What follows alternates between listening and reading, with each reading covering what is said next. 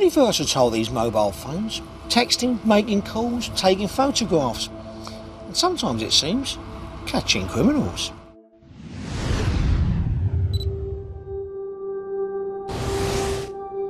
This is the inside of an office in Watford, but it's outside office hours. All is quiet, but not for long. Just watch the door. This is a break-in. And the size 9s thumping that door belong to a burglar who's had his kicks here once before. This is a burglar who hasn't learnt his lesson. It's one of those jobs as a police officer that you think, I can't believe this is happening. Yes, this same thief has already been caught by police only 2 weeks earlier, breaking into this very same office. That time, he left behind a trail of devastation. Blood everywhere and just a mess. Now, while out on bail for that crime, unbelievably, he's come back again. But we'll see how Andy, the gadget-loving owner of the company, has everything in hand to put this felon in the frame. Andy's gadgets have made this job for us. You're there and you can see the person there and you're thinking, we're going to get him, we're going to get him. Meanwhile, the break-in convinces Andy to invest in some special technical equipment for the office to try and prevent further burglaries. A bit of a gadget freak, love gadgets. I've installed cameras and here we can see live footage of what's going on right now. This is more than a standard CCTV system. The camera pictures are streamed live on the internet to Andy's phone. They activate when they sense motion or detect sound. It sends an alert through to my phone to click on the link and it takes me straight through to their app, which shows me the live feed. It's just amazing.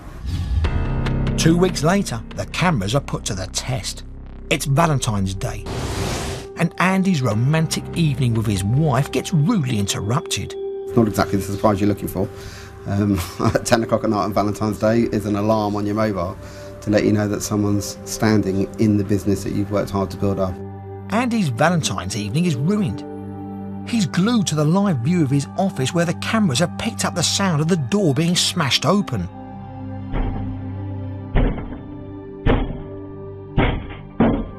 The burglar first disappears next door to a kitchen area, then re-emerges with some black bags and one yellow rubber glove.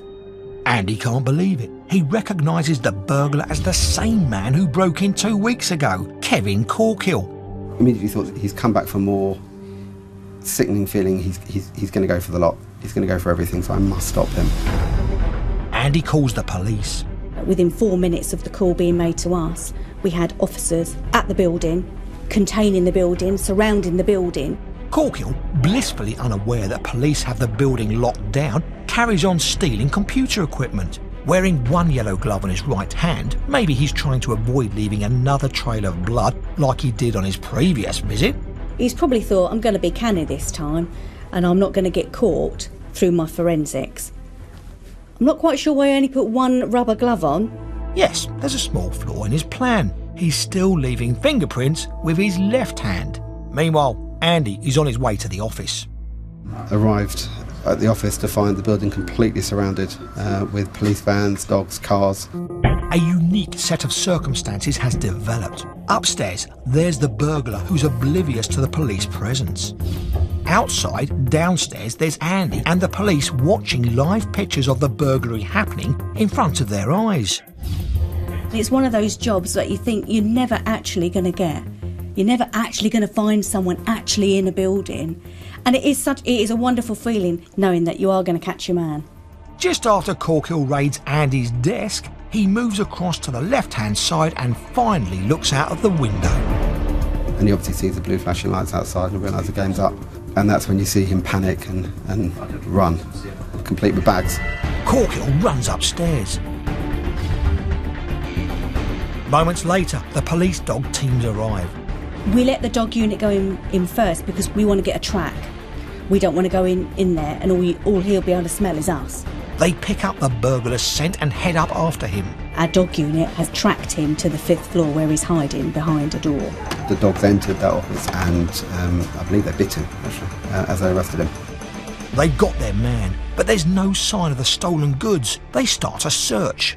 Next thing we heard was one of the officers shout, "Bingo." They find it in the ceiling of the first floor gents' toilets. We got back our computers and all of the equipment that he tried to steal. So it was fantastic.